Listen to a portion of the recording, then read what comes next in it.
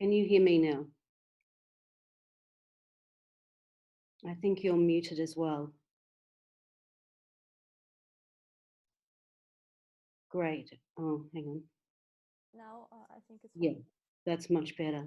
Okay, thank you very much, Natalia, and thank you very much to Janelle and to everybody that has joined us this afternoon to the inclusive education. So I'm just going to, sorry, Natalia? Just trying to translate it.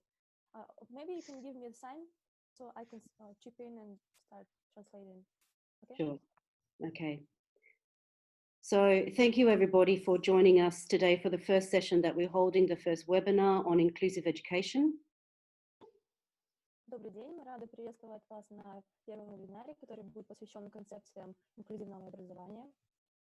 I want to thank Janelle for hosting this opportunity, and Ruslan, and also Natalia, who will be translating for me.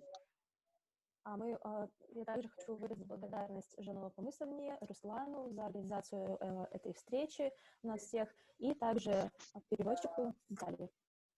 Thank you. So now I'm going to just share my screen, and so I can bring up the PowerPoint and the concepts I'm going to cover. Сейчас я включу презентацию на экран, чтобы вы все могли видеть то, о чем мы будем говорить сегодня. Пожалуйста, минутку.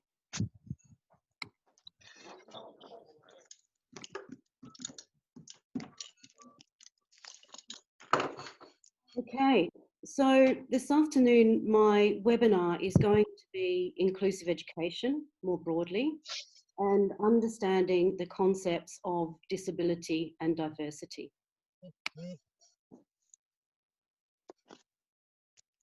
Сегодня мы поговорим, как вы видите на экране, о современном образовании и понимании инклюзивного образования внутри этого образования, как оно включено в общее понимание. Также мы будем говорить о понимании разнообразия. Наталья, извините, можно вас перебить? Вас вообще не слышно. Наталья, вас не слышно. Наталья, вас не слышно. Just a moment. Michelle, there is an issue with my microphone. I will check real quick and return to translation. Okay, I can hear you very clearly. Мне слышно тоже. Теперь слышно уже.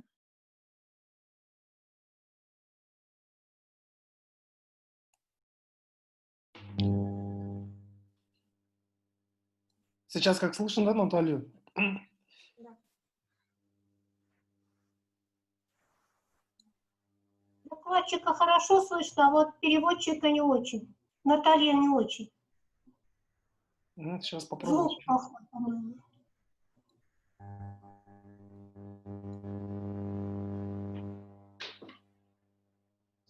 All right, Michelle, so there is an issue with the sound, so half of the participants can hear me very well, half not, so we'll try to deal with that. But I think we can continue. I just briefly introduce the format of the session, yes, and we can continue. Okay, thanks for that, Natalia. Okay, so the format for today's session is something that I cover with teaching and learning at Nazarbayev University Graduate School of Education. Итак, на основе формата, который был подготовлен внутри школы высшего образования Назарбаев университета, мы представляем формат нашего вебинара и темы, о которых мы будем говорить сегодня.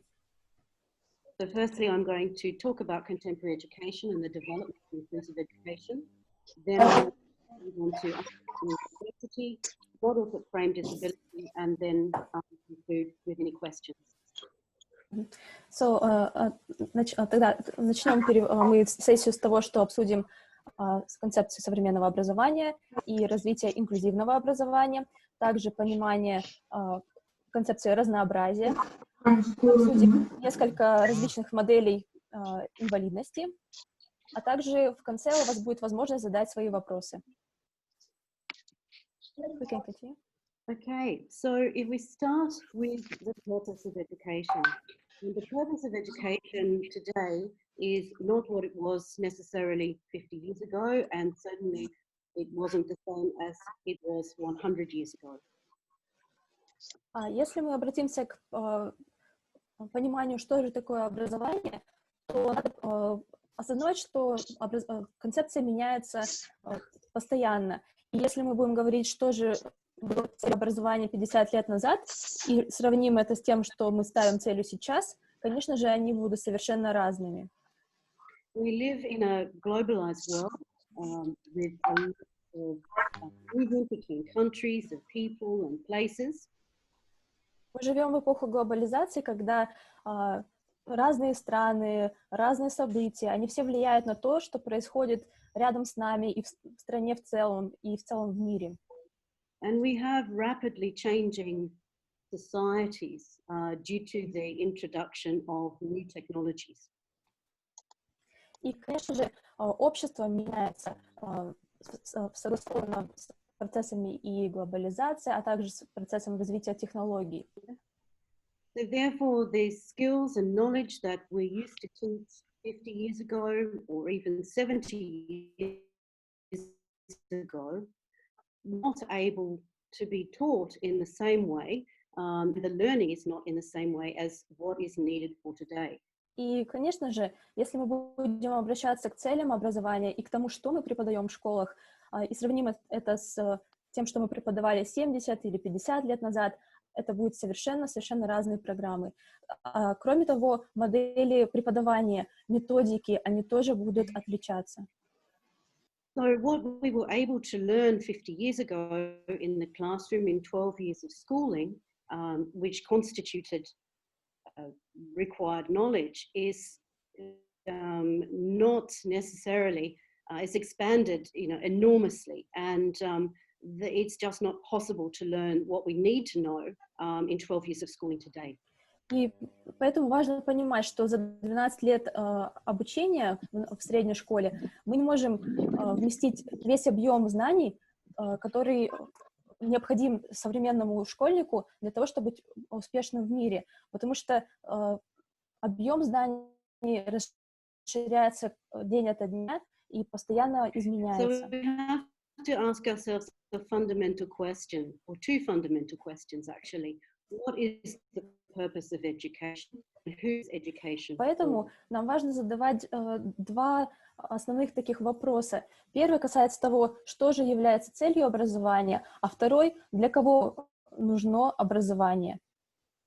Now, when we think about the development of inclusive education, we can come back to a basic timeline. И сейчас, когда мы говорим о цели образования, я предлагаю вам обратиться к такой развитию образования. We can start with the Universal Declaration of Human Rights made in 1948. И, конечно же, стоит начать с Всеобщей декларации прав человека, которая была принята в 1948 году. And that Universal Declaration states that everyone has the right to education. И согласно этой декларации, каждый человек имеет право на образование. That education shall be free, at least in the elementary and fundamental. Образование должно быть бесплатным, по крайней мере, на этапах начального и среднего образования. Education shall be directed of the human personality. И образование должно быть нацелено на реализацию потенциала личности. And to the standard of respect for human rights and fundamental freedoms. А также для развития понимания уважения к правам, свободам каждого человека и личности. Now, from that point, in many parts of the world, we saw into the 1950s the creation of special education schools. Двигаясь дальше от принятия Всеобщей декларации прав человека, в 1950 году была принята концепция создания школ специального образования. And those special education schools were specifically for children with certain kinds of disabilities. И те школы были направлены как раз-таки на детей, у которых была та или иная форма инвалидности. Throughout the 1960s, we then moved to mainstream and integration, but there was some problems with that because that just became an issue of inclusion. В 1960 году уже начинается процесс интеграции детей с инвалидностью в общую школу. Но тут уже появляются проблемы инклюзии также. And there were many children just placed into schools, but not necessarily having the Дело было supports в and том, что resources. многие дети были включены в общеобразовательную школу, где педагоги не имели понимания, как же работать с детьми, имеющими особые потребности. Into the 1970s, we then saw movements towards or efforts towards social justice. В 1970 году начинается движение за социальную справедливость. And that led then to the UN Convention of the Rights of the Child, and then the World Declaration of... которая далее привела к формированию Конвенции ООН о правах ребенка. But the turning point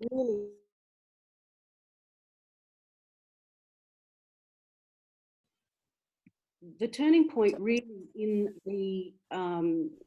special education, going into the inclusive education perspective, really began with the Salamanca Statement in 1994. Но, конечно же, основным поворотным моментом в инклюзивном образовании, в развитии инклюзивного образования стала Всемирная декларация об образовании для всех и далее Саламанкская декларация.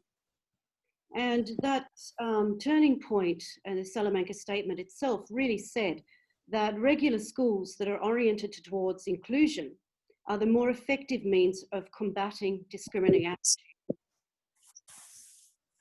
И основным моментом, который раскрывался как раз-таки в двух этих декларациях, было то, что важно развивать ребенка вне зависимости от того, в какие условия он был помещен для получения образования. That regular schools create welcoming communities and build an inclusive society. Поэтому все школы должны быть снабжены ресурсами и пониманием того, как же создать школу, которая будет подходить для нужд всех детей и создавать такую благоприятную образовательную атмосферу. And the regular school that was and achieving education for all. Коллеги, извините, пожалуйста, sorry, Michelle, sorry, Наталья.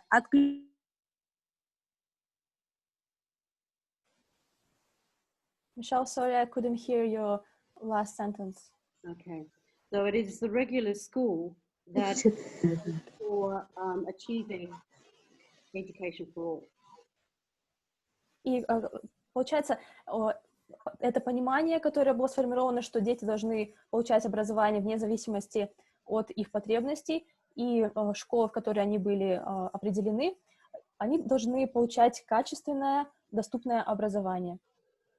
So from that point, the Salamanca Statement, we really saw the development. И можно сказать, что с принятием Саламанкской декларации мы можем уже говорить о образовании о создании инклюзивного образования. There were other conventions and frameworks that followed that include the Dakar framework, the United Nations Convention on the Rights of Persons with Disabilities, and the development of inclusive education policy guidelines with UNESCO. С принятием понимания инклюзивного образования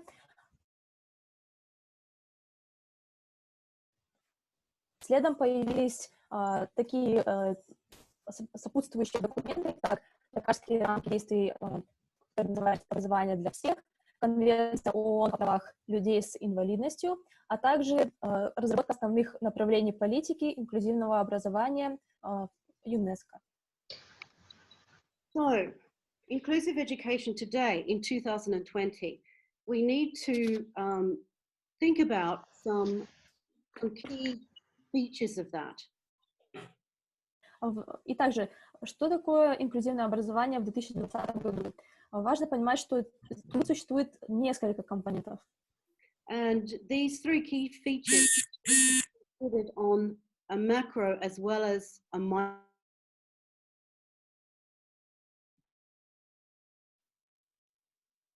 Три этих элемента, которые вы видите на экране, то есть культура, политика и практика, они применимы как на макроуровне, так и на микроуровне. So when we talk about cultures, we talk about attitudes and beliefs and values, not on a macro level that includes a country, but right down to a micro level that includes communities. Когда мы говорим о культуре, сюда входят как понимание, отношение людей к проблемам инвалидности, нормативные документы. Это на макроуровне. Если мы говорим на микроуровне, то это имеет отношение к общинам, к людям, которые непосредственно имеют отношение к людям с инвалидностью. And when we talk about policies, we need to also consider them from the ministry level, the governmental level, right down to regional levels and down into school policies. Если же говорить о политике, то на макроуровне это будут министерства, государственные учреждения, как на государственном, общегосударственном уровне, так и на региональном, на городском и административном уровнях. Кроме того, это же, конечно же, политика, которая сформируется внутри определенной школы. And then when we talk about practices, we're really speaking about things like resources, funding, and different pedagogies or classroom practices. Говоря о практике, мы обычно подразумеваем ресурсное обеспечение, материальное обеспечение, конечно же, практики, которые учителя применяют на местах своих работы, их исследовательская деятельность. But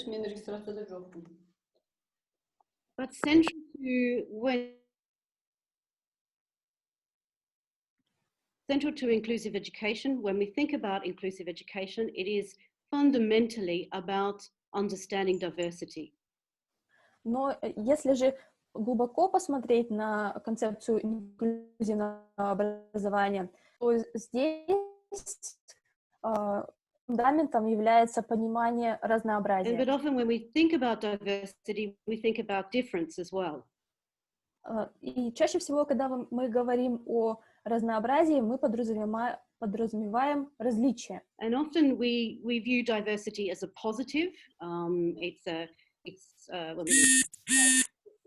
It's a very healthy thing. It's a good thing. Sorry, Мишель и Наталья.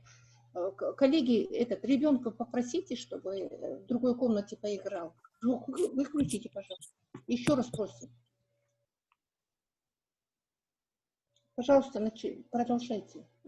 Sorry, there was an issue with the sound. И когда мы говорим о разнообразии, чаще всего мы понимаем разнообразие в таком позитивном ключе, как что-то хорошее, что-то, что улучшает нашу практику и является таким эффективным дополнением. But it is often differences that actually create a problem for us.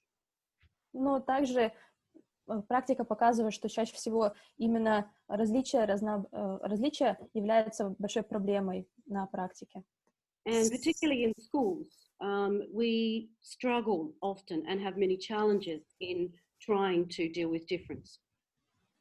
Особенно в контексте школы, когда мы сталкиваемся с различиями, очень сложно прийти к общему пониманию и создать условия благоприятные для всех. So, how do we see the world? Well, we see it all very different. Как мы видим мир? Конечно же, каждый из нас видит мир по-своему. Все мы видим его по-разному. The way we see the world is often through our own beliefs and values, our own experiences, and shaped by our cultures, our practice.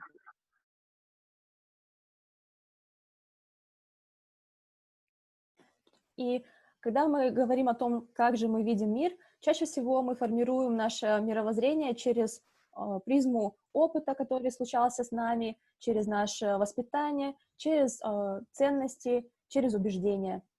Они как раз-таки и формируют все, что мы складываем вокруг нас. So diversity and difference.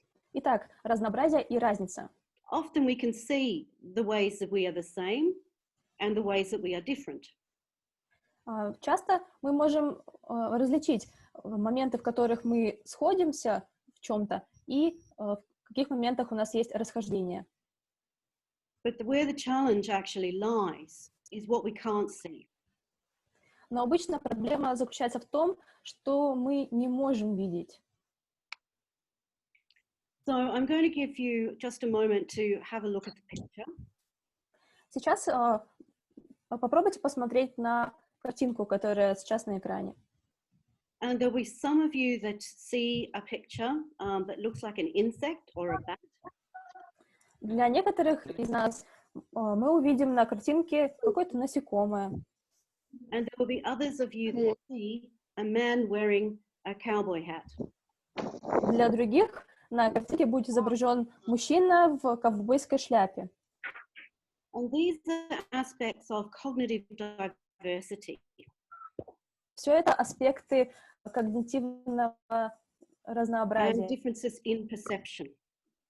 и различий в восприятии мира. So for some people, their perception is on a macro level, and for others, it can be on a micro level. Для некоторых из нас восприятие мира происходит на макроуровне, для других на микроуровне. So if we take, say, this figure here, for example, it looks like the letter S. Sorry, I cannot hear.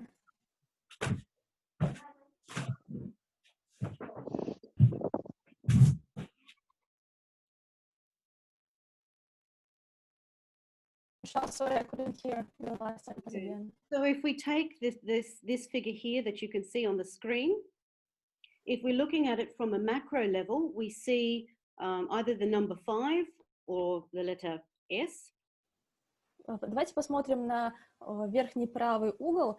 Если мы смотрим с макроуровня на него, то мы можем увидеть букву S в латинском алфавите или цифру 5. But for other people, they would be focusing in on looking at the smaller details. Но для других эта картинка будет представлять комбинацию маленьких элементов.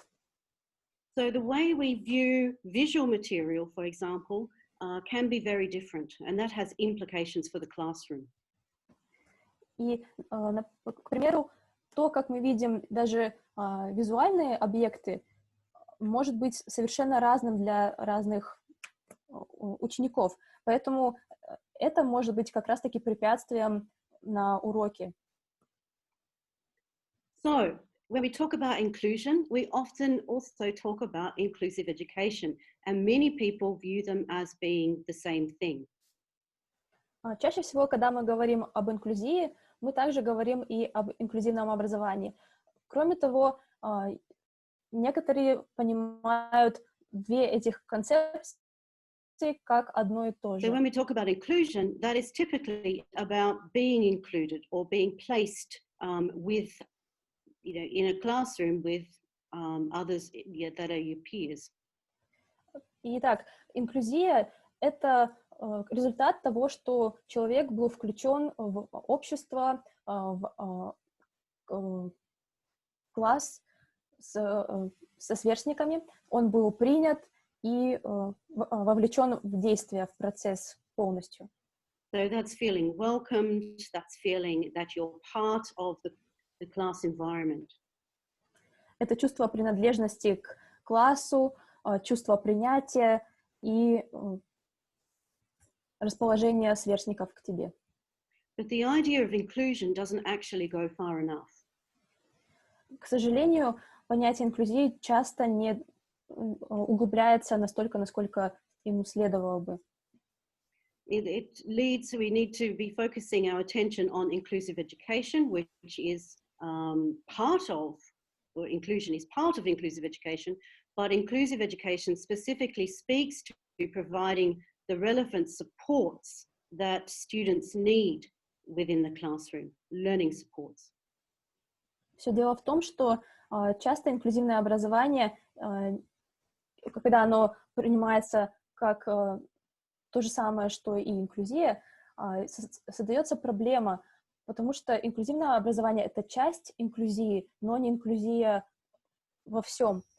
То есть инклюзивное образование — это как раз-таки предоставление инструментов, материалов, ресурсов и понимания для создания включения, инклюзии разных детей в класс.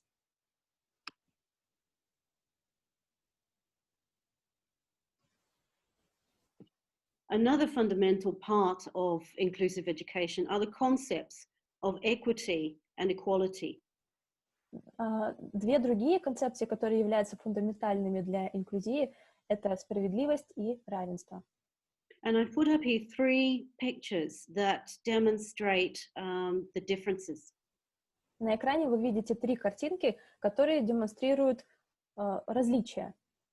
The first picture we're looking at shows the idea of equality. На первой картинке мы видим визуальное представление концепции равенства. That is providing everybody with the same level of support. То есть каждый из детей на картинке получил одинаковое количество поддержки. Then the second picture will show us the idea of equity. На второй картинке мы видим воспроизведение идеи справедливости. And that is the equitable distribution of resources to support learning. То есть справедливое распределение ресурсов для поддержки детей. That some children will need more support and some children may need less support. Для некоторых детей нужно предоставить больше поддержки, для других меньше. But the third picture gives us a different picture altogether. Но, как вы видите, третья картинка совершенно отличается от первых двух. And what this represents is the removing of barriers. Она предполагает удаление барьера. So rather than providing the supports, it's more about addressing or identifying what the barriers are to learning. То есть вместо того, чтобы предоставить ресурсы для поддержки, был удален барьер целиком. Или он был пересмотрен, и часть его удалена. Now, in Kazakhstan, there are several principles in the state policy that refer to inclusive education, not specifically, but they relate to inclusive education and the development of inclusive education in Kazakhstan. Следующие принципы государственной политики, которые вы видите на экране, они как раз-таки либо прямо, либо косвенно имеют отношение к инклюзивному образованию. The first one echoes the Universal Declaration of Human Rights, which is the equality of rights for all to obtain a quality education. К примеру, первый пункт отражает содержание Декларации о правах ребенка, то есть право всех на получение качественного образования. It's also reflected in the accessibility of education at all levels for the population. Кроме того, оно отражает доступность образования для всех уровней населения и на разных уровнях обучения. In respect of their differences. Также уважение разнообразия и различий. The secular and humanistic and developed nature of education. Светское, гуманистическое отношение к образованию. A respect of human rights and freedoms. Уважение прав и свобод человека. And stimulation of education of personality and development of the giftedness. А также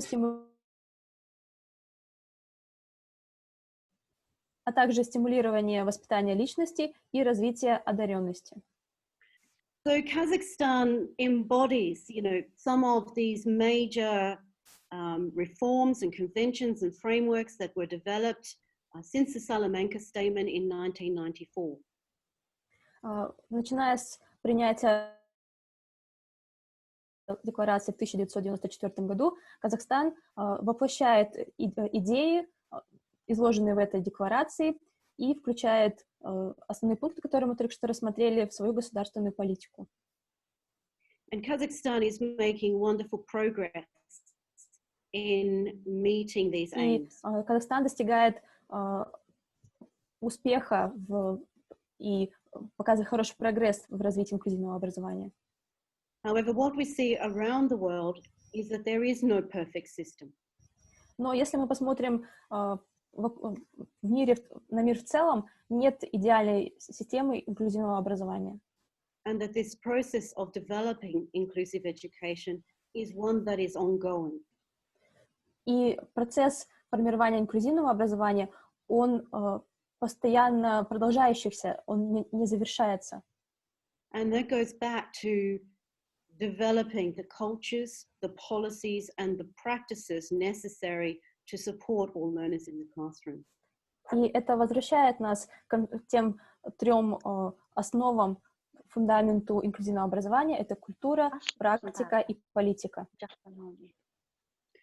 So, in Kazakhstan, typically we see the idea of inclusive education concerned specifically with disability.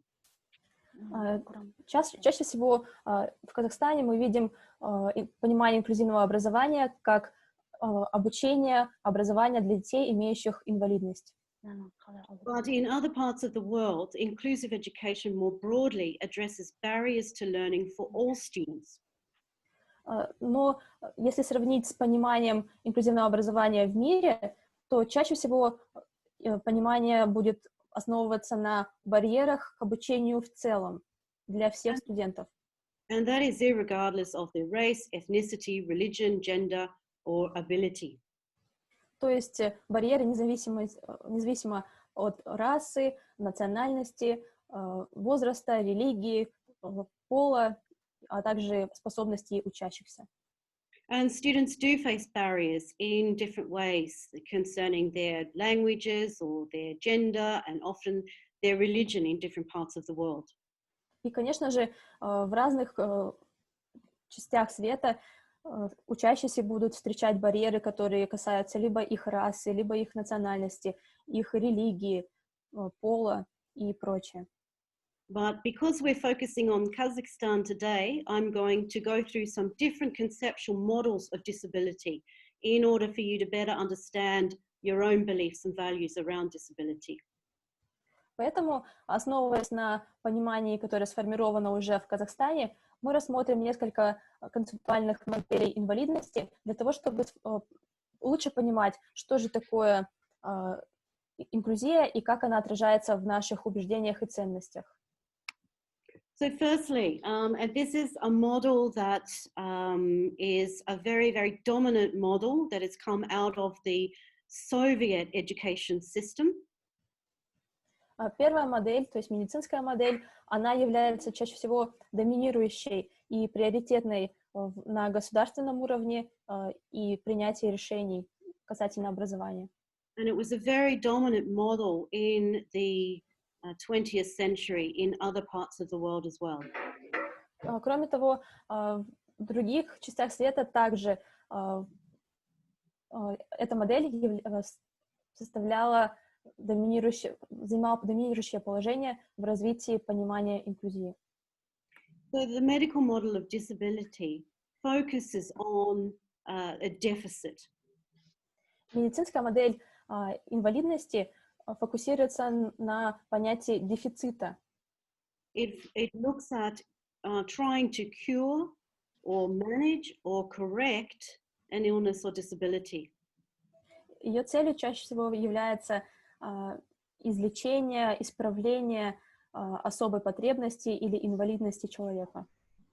And it also embodies a compassionate or just society that invests enough resources into healing or curing or correcting disability And that's particularly from a medicalized perspective. И как раз-таки эта модель формирует такое сострадательное и так называемое справедливое отношение к людям с инвалидностью. И основным моментом здесь является попытка вылечить или помочь им справиться со своей инвалидностью для того, чтобы приблизиться к норме, к обществу в целом. And so it's a way to allow a person with a disability to have a more of a normal life. То есть внутри этой модели мы помогаем человеку с инвалидностью, так сказать, приблизиться к нормальной жизни. Then we go to the social model. And this is where we are in Kazakhstan transitioning towards today. Далее мы поговорим о социальной модели инвалидности, к которой Казахстан как раз-таки приближается сейчас.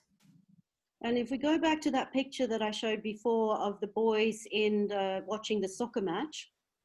Если мы вспомним картинку, которую мы видели на предыдущих слайдах, о детях, которые смотрят на футбольный матч, the social model of disability looks at what the barriers are. Как раз-таки социальная модель инвалидности смотрит на барьеры, что является этими барьерами.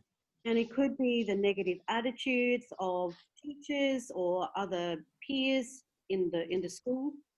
К примеру, это могут быть негативные отношения учителей или сверстников к детям, имеющим инвалидность. And in fact, it was Vygotsky back in the 20th century, in the earlier 20th century, that talked about primary and secondary forms of disability. И как раз-таки Выгодский в начале 20 века он говорил о таких понятиях, как первостепенное понятие инвалидности и второстепенное понятие. And Vygotsky argued that the primary form of disability, being the disability itself, that either the child was born with or had some form of accident to become disabled. Первое понимание инвалидности состоит в том, что это инвалидность сама по себе,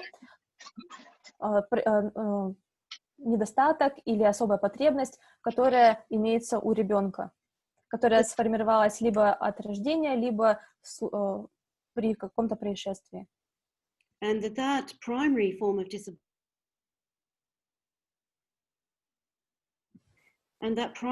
disability was actually less disabling than the secondary form, which was society.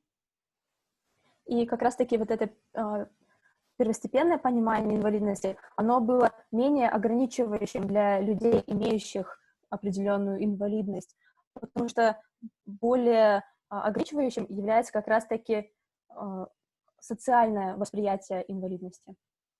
And it was Vygotsky that argued that society was the main factor in disabling people.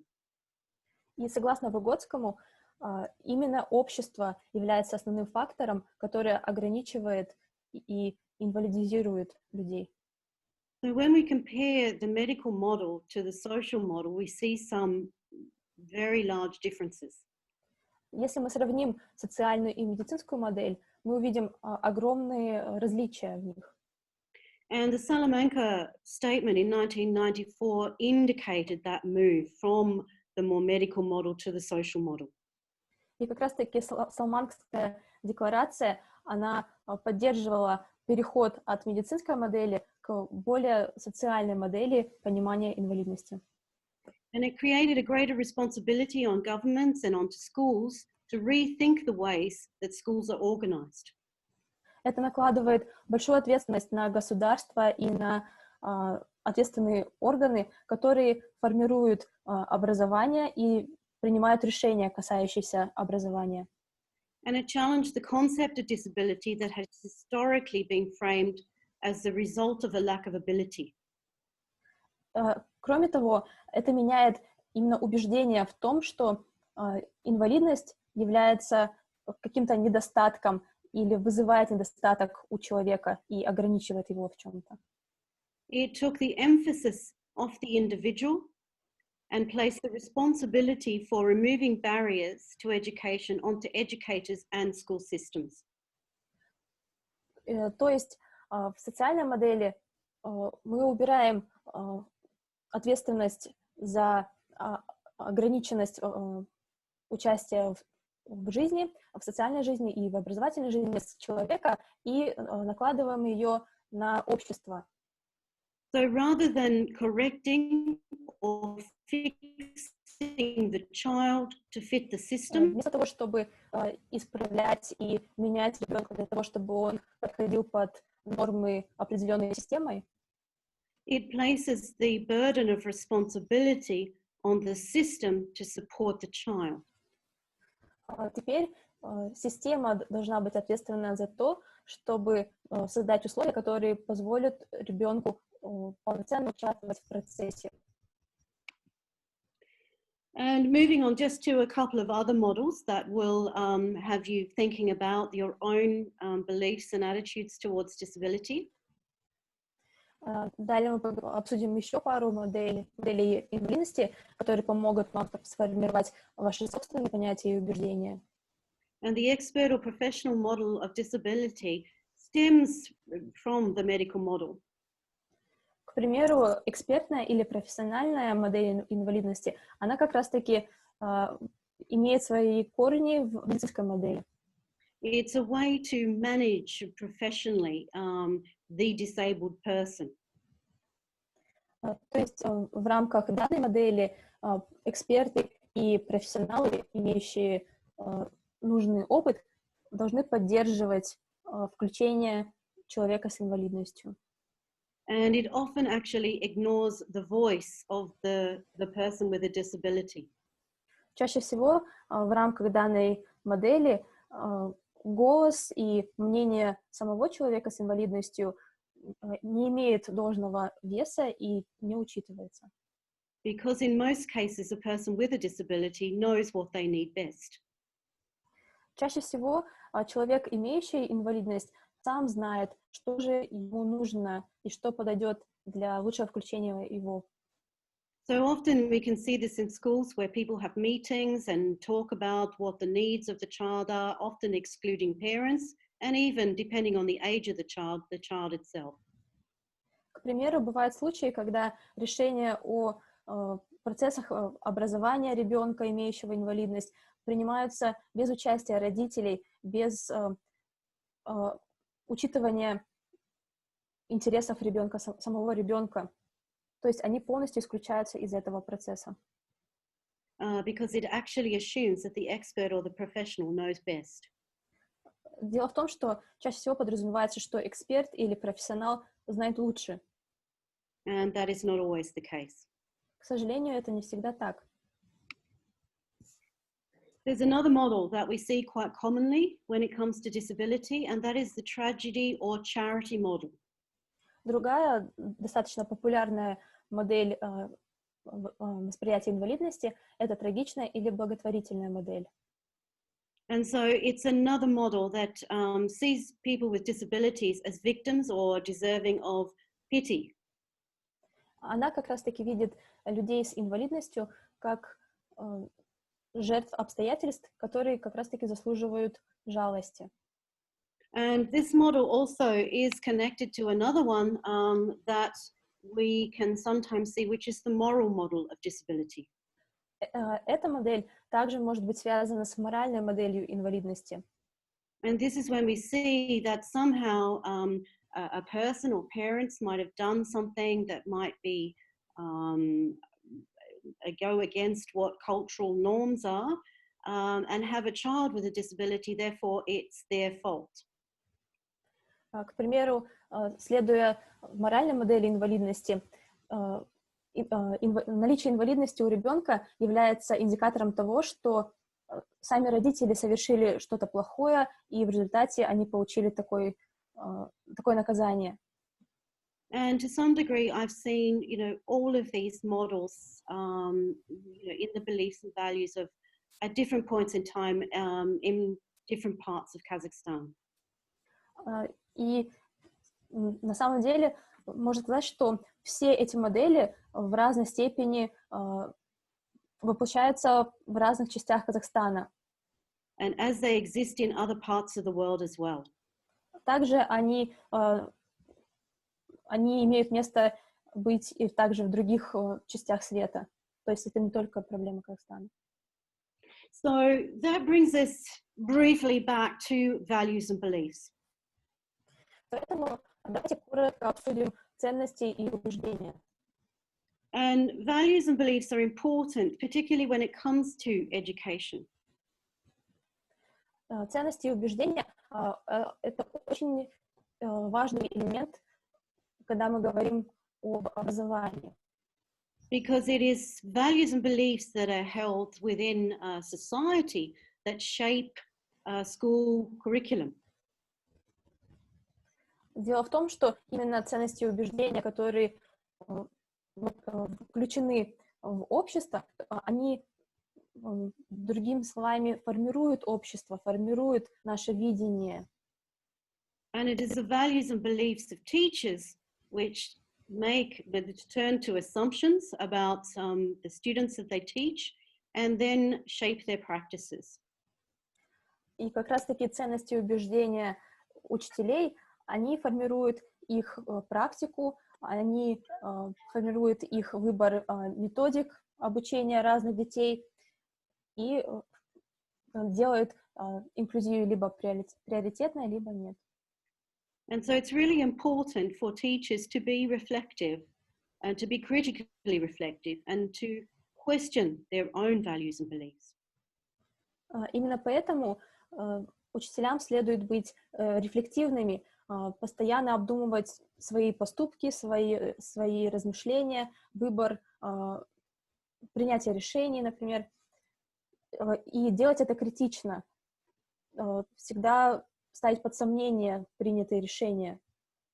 Because it's often us as teachers in the classroom that make assumptions about what a child can or can't do. Все потому, что именно мы, как учителя, чаще всего принимаем решения и для себя же определяем, что определенный ребенок может или не может выучить. So why is this important to education? И почему же это важно для образования? It is important because it shapes the way we teach. Это важно именно потому, что это формирует методы, которыми мы воплощаем обучение.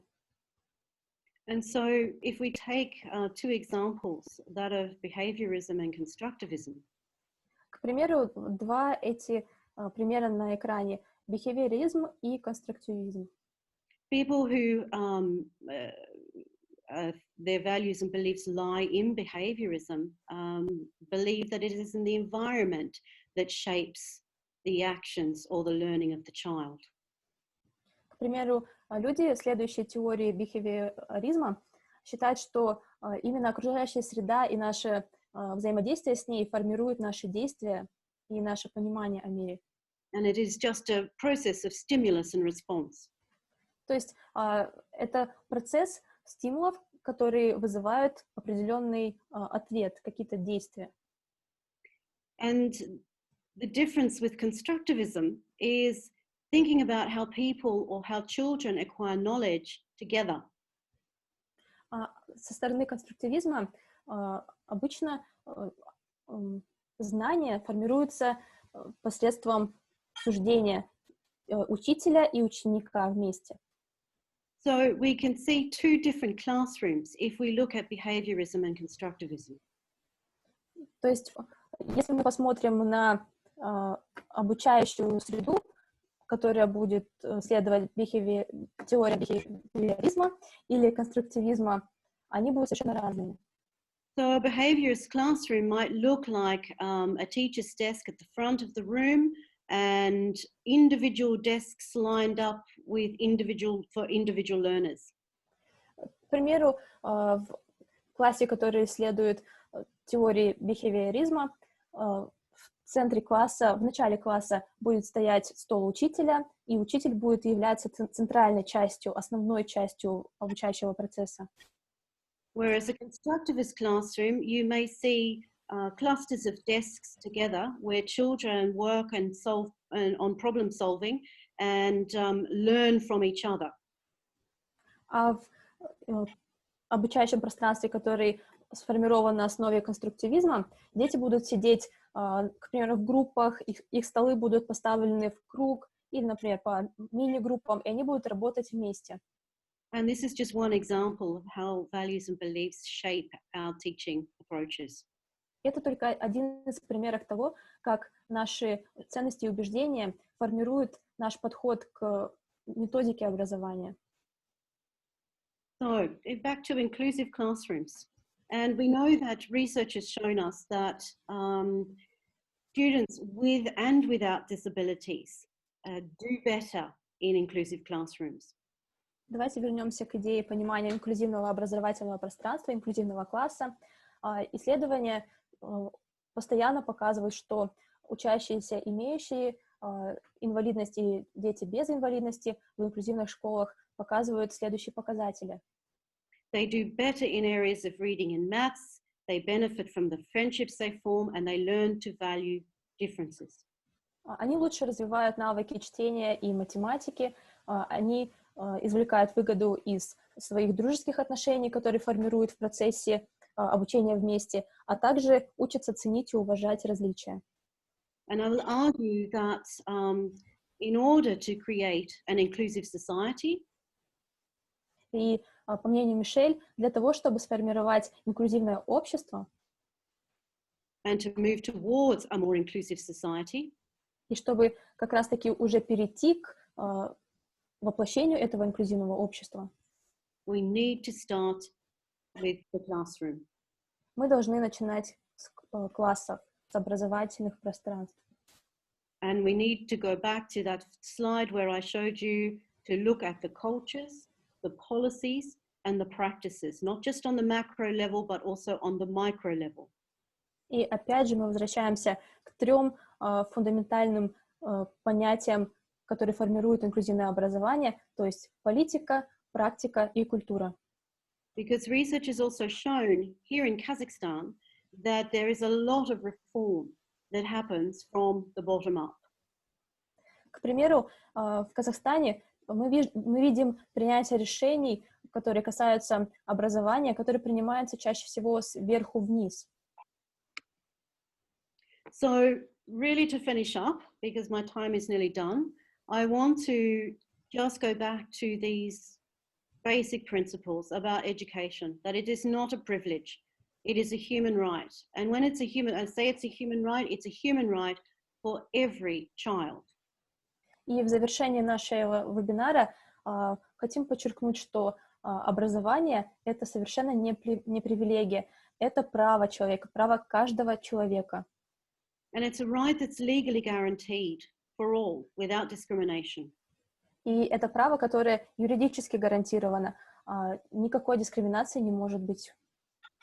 And states, particularly those that have signed international treaties and conventions and frameworks, have an obligation to protect and respect the rights to education. И государства, которые ратифицируют декларации международные, принимают участие в международных процессах и также подписывают различные документы, касающиеся образования, они обязаны защищать, уважать и, конечно же, реализовывать право на образование для каждого ребенка. And there are mechanisms in place in many countries that hold states accountable for violations of those rights. И, конечно же, государства, которые будут нарушать или ограничивать людей в реализации их права на образование, они могут привлекаться к ответственности, и существует ряд инструментов, которые позволяют сделать это. And some of the work that we're doing here, particularly at the Nazarbayev University Graduate School of Education, is working towards strengthening those mechanisms and articulating clearly and educating educators and teachers and also those in other levels of government about the development of inclusive education and the responsibilities.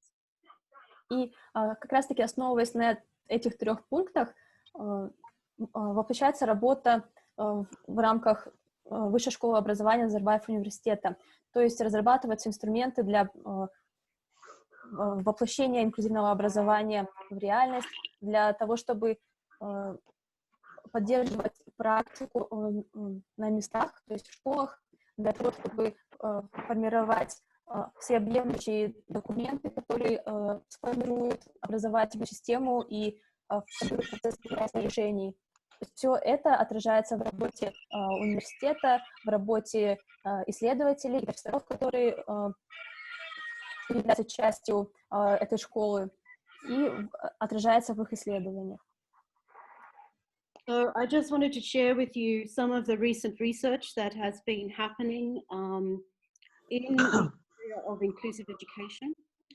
Just recently, Daniel Hernandez Torano and myself and Dr. Helmer published a paper on mapping the development of inclusive education since the Salamanca Statement. Сейчас на слайде вы видите несколько публикаций, которые были сделаны профессорами Высшей школы образования Назарбаева университета. Среди них, конечно же, публикация Мишель. Первая из них публикация профессора Дэниела Эрнандеса Тарана, Мишель Сомертон и Аннет Хелмер. Она как раз-таки касается того, как определяются потребности и инвалидность детей в рамках школы, в рамках реализации инклюзивного образования, следуя Соломанской декларации. And this bibliometric review is not just it's not focused on Kazakhstan, it's an international development. Эта публикация, кроме того, что говорит кратко о Казахстане, но она не ограничивается только опытом Казахстана. То есть это обзор практик мировых. There's also been other publications in inclusive education. Michelle, sorry, I couldn't hear.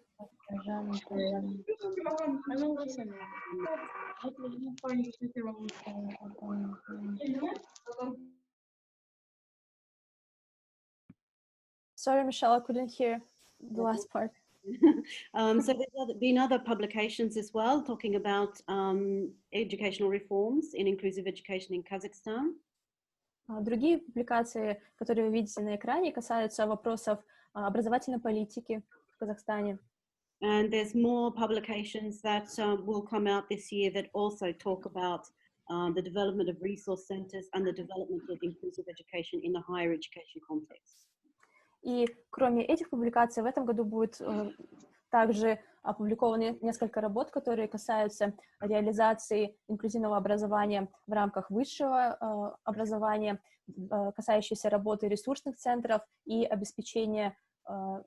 материального обеспечения образовательных пространств необходимыми ресурсами для воплощения инклюзивного образования. So that really concludes my webinar for this afternoon. Это завершение нашего вебинара на сегодня. And I'm not sure how Janelle wants to handle any particular questions because I can see that there are around about 340 participants. И, как мы видим, сейчас у нас практически 340 участников, поэтому давайте подумаем, как мы можем сделать кратко сессию вопросов-ответов. So maybe if Janelle or if people have questions, they can direct them either to Janelle or they can direct them to myself. Хорошо, спасибо. Мишель. Yes. Да, если будут вопросы, да, коллеги, пока в чате вопросов не было, был один вопрос по сертификатам, но я думаю, всем понятно, да, по сертификатам, но сертификат не выдаем. А по тем вопросам, которые вы предлагаете, что презентацию, я думаю, будет такая возможность, но мы видим ваши почты. Если будут еще другие вопросы, пожалуйста, дайте нам знать, поднимите руку, там же есть на экране, поэтому можете подключаться по порядку и задавать вопрос, и Наталья нам может перевести. Кто хочет, у кого есть вопрос? So at the moment there were Где no можно взять вот эти книги или электронный вариант, что-то? Книги, которые вот вышли же. Где можно взять, получить, купить, посмотреть? there is a question about the publications which were listed on the slides, where people can access them. Certainly, I can forward the details on to Chanel, and then she can share those. Мишель может отправить все эти публикации Жанелу Помысовне, и уже дальше они будут отправлены на ваши имейлы. Коллеги, у вас, Гульжазира, ваша же почта же есть или электронная почта? Запишите. Есть, я отправила. Да, кому нужна книга, кому нужна презентация, вы сообщите, а мы вам дадим полностью наши адреса, где можно их взять. Еще вопрос, коллеги. So I just want to thank everybody for joining in today. It's been great to have so many people join the conversation and join the webinar and to listen to my concepts of inclusive education. And I'm very happy to take any questions by email. I'm just not sure how much time we have left this afternoon.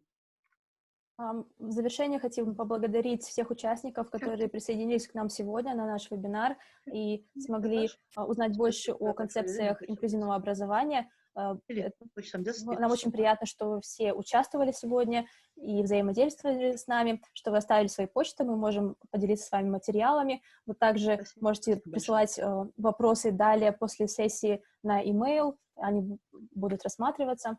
Большое спасибо вам. Наверное, от имени всех вас, да, мы поблагодарим нашего профессора. Спасибо. Мишель, спасибо большое. И Наталья, вам тоже огромное спасибо. Коллеги, мы еще раз хотим сказать, я свою почту написала, Жанна Жунтаева, НЮ.ЕДУ.KZ. Вы можете, если будут все вопросы, какие вам где-то хотите либо дополнительно понять или изучить, потом я могу направить все это профессору. И мы можем дальнейшие наши планы с вами вместе обсудить. Коллеги, еще раз хочу сказать, что завтра также не менее важный у нас вебинар в 3 часа. По инклюзивному образованию выступает наш докторант. Вообще, как делается исследование в сфере инклюзивного образования. Мишель, Наталья, огромное спасибо вам. Коллеги, еще спасибо вам большое. Было приятно и очень полезно. Спасибо. Спасибо. Благодарю всех. Спасибо за такую информацию полезную. Да. Спасибо большое. Спасибо большое. Действительно было очень интересно, очень было содержательно.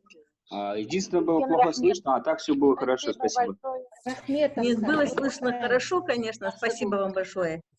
Да, и коллег надо попросить, чтобы они уважали нас и не мыли посуду во время вебинара. Да. Вы правы. Спасибо большое. Но, знаете, раз дети были, вы молчали, так как дети это. То мы просим, коллеги, правильно делают замечания. Просим, очень просим. И всегда Местами было плохо слышно на самом деле. Университета благодарим за организацию такого вебинара. Спасибо. Вот такая оценка для нас очень приятна, и мы готовы продолжать. Мы будем всех вас оповещать, отправлять материалы, какие у нас будут вебинары. Мы с удовольствием хотим с вами делиться. Спасибо. Спасибо. Спасибо огромное. Спасибо. Хорошо. Спасибо.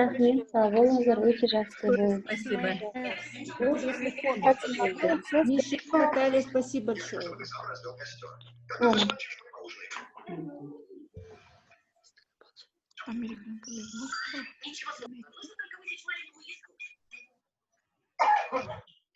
Алло.